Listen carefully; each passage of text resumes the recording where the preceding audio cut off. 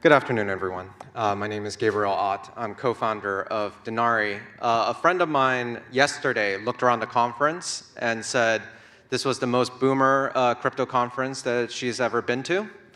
And so I apologize in advance if I use terminology that don't make sense. And as someone who previously employed many of my own generation as well as Gen Z, I apologize for my generation in advance before we start the presentation. So, Dinari is a global RWA distribution network. What does that mean? Well,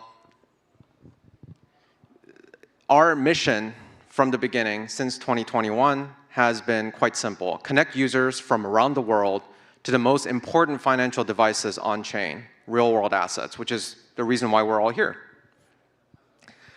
But when we looked at the space, there was kind of an interesting problem. Mainly, we had issuers that were interested in tokenizing RWAs, so they turn it into tokens. And then the idea would be that that token would be pretty easy to buy and sell for users on the other end. And so while many issuers have now begun tokenizing their offerings for management efficiencies and things along those lines, the tokenized RWAs haven't gotten any easier for consumers to gain access to around the world because distribution for tokenized assets is still pretty much in its infancy.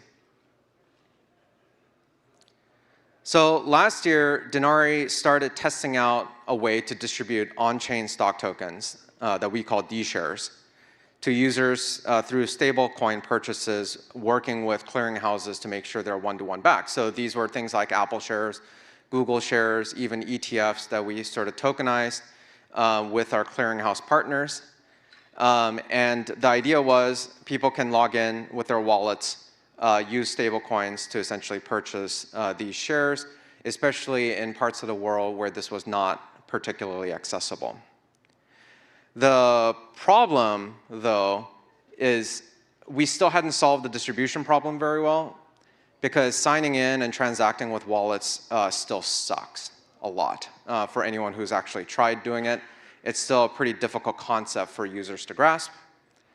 So instead, we actually built an entire API layer on top of our sort of tokenization scheme, such that Web 2 apps all around the world could actually gain access to these shares and distribute it in a white label form wherever they were and to users that they already had. I don't know if some of you are aware, but if you're looking at numbers, there's about somewhere between 150,000 and 200,000 active crypto wallets that are trading in all of the EVM networks. And that number was staggering for me because it's such a small number when we think about the millions of wallets that actually exist. And so by creating this API layer and allowing for existing apps to essentially trade our assets, we actually unlocked access to millions of users. So what we did with the APIs made it easy for everything from local trading apps to wealth management software and even payroll platforms to enable purchasing of our D-shares on their platform. We're able to amass millions of customers actually through our API distribution partner. And you can see here, they're literally using their own branding. You don't see Dinari anywhere. It's kind of a white label solution. They use their own marketing dollars essentially to spread our assets in these Web 2 apps.